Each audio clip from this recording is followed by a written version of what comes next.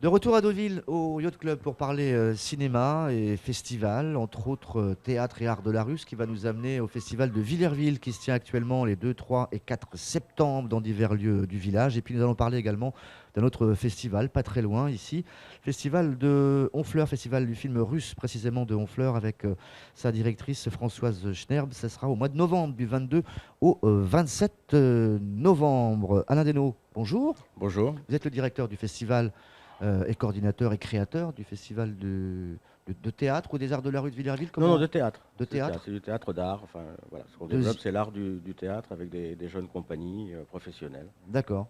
Ce C'est sont pas, c'est un festival un peu atypique dans la mesure où c'est pas un festival de programmation, de spectacles retenus à l'avance, mais on invite des jeunes compagnies à créer sur place. des arts de la rue ou des arts vivants Non, non, plutôt? c'est pas des arts de la Art rue. de- art Il y vivant. a des festivals d'art de la rue dans la région qui sont formidables. Nous, c'est vraiment c'est des œuvres de théâtre ou qui sont données de manière plus classique, ou des écritures au plateau, comme on dit aujourd'hui, parce que les jeunes travaillent beaucoup cette idée-là.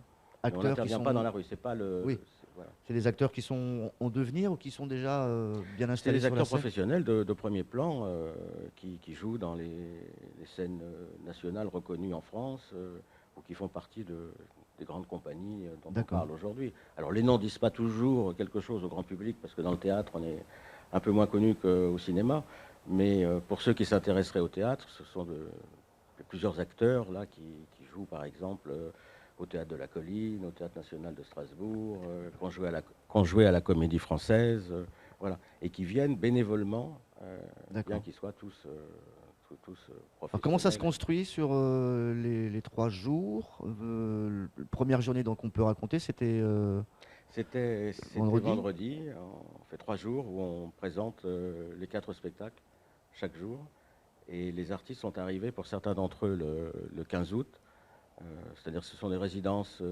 qui durent entre 2 et 3 semaines.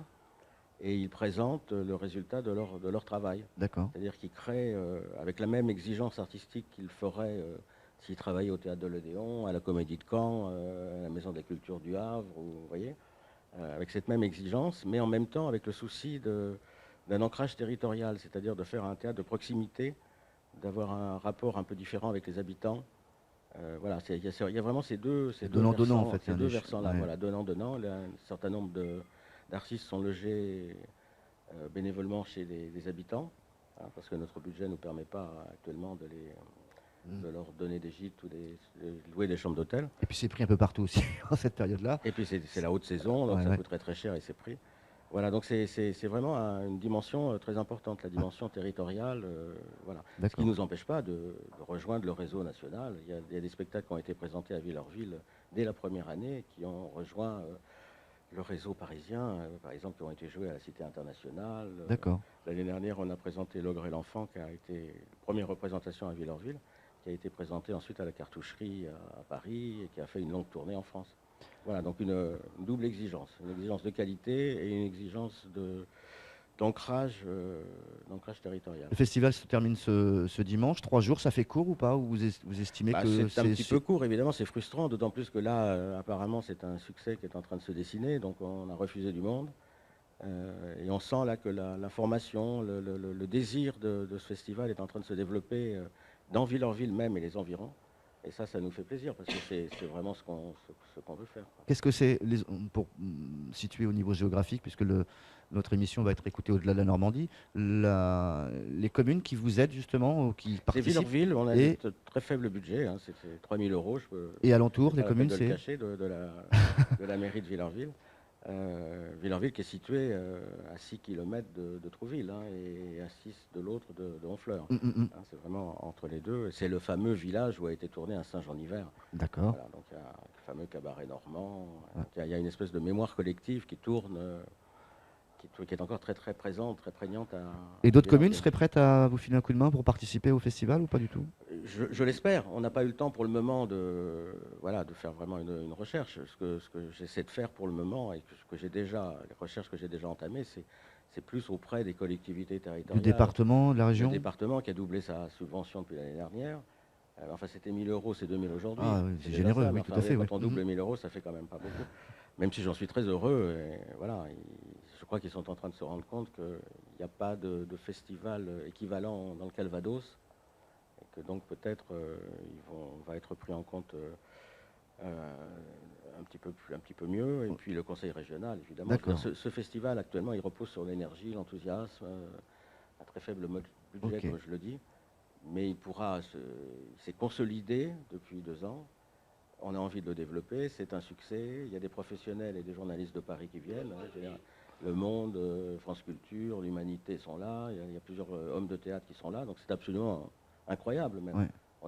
Hier, on avait une représentation que bien des théâtres parisiens nous auraient envié quant à la fréquentation de professionnels et de journalistes. Demain, il y a un papier dans Le Monde et dans l'UMA, une émission de France Culture. Enfin, oui. Donc, il y a vraiment la volonté de créer un festival. Alors, on est tout petit par rapport à Deauville, à Trouville, mais on est en même temps tout à fait complémentaires parce que c'est ce que je disais d'ailleurs à des interlocuteurs de la radio et de la télévision. Parce que j'ai été directeur de la communication du Festival d'Avignon pendant 10 ans, donc j'ai travaillé beaucoup avec des équipes de télévision, et je leur disais, si vous faites un reportage sur Deauville ou Trouville, faites un contrepoint avec Villarville, parce que c'est les acteurs de demain. Par exemple, dans les acteurs, il y a Jonathan Cosigné qui a reçu le prix d'interprétation au Festival de Cabourg, section court-métrage.